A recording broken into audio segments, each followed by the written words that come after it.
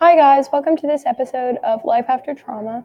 We're going to be talking about developmental trauma disorder, and this is something I discussed a bit in the episode where we talked about somatization, just because a lot of somatoform responses are things that are from somebody's early childhood, but this disorder specifically is related to repeated trauma in your youth, and it's just this saddening, disheartening lack of body regulation, just in terms of it's a learned affect dysregulation. Rather than not regulating themselves, they are learned to regulate it poorly as a child, and that extends into life, and it comes up later with these somatoform responses.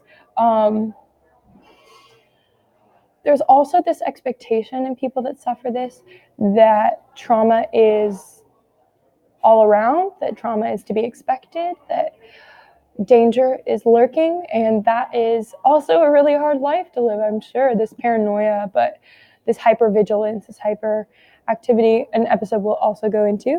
But yeah, the DTD is just this lack of danger awareness, this self-endangerment, this self-blame and this self-hatred that manifests from these years of likely interpersonal trauma more than traumatic events, in the sense of like natural disasters, things that aren't tied to a person in a relationship.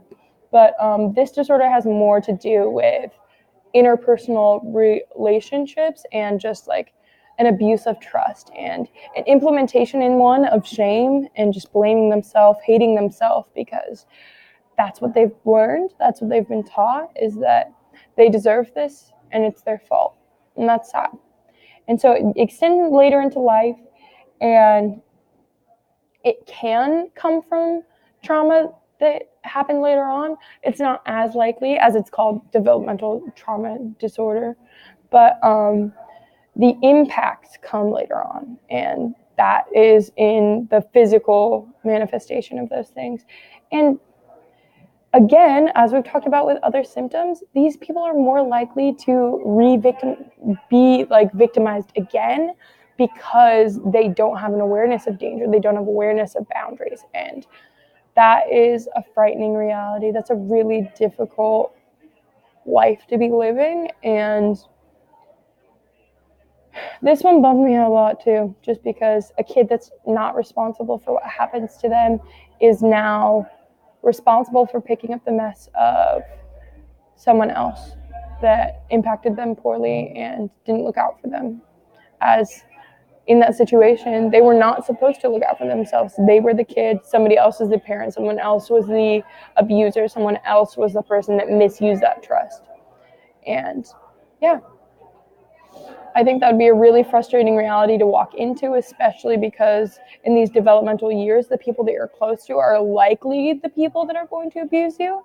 And so you're going to have to go back to that relationship and look at that and say, that was unhealthy, but do I still love you? Do I still forgive you? Can I move forward with you? And that doesn't have to be a yes. You can put in safe boundaries in that situation and move forward, but it's something that is case by case, totally. And it is one of the more, in my opinion, disheartening disorders, just because it's something you couldn't control, but something that you're stuck with for the rest of your life. Yeah. And we're ending on a low note, and that's okay, because these are hard things to talk about, and I'm not going to pretty them up when they're hard, because it's good to walk into the truth of them. See you guys next episode.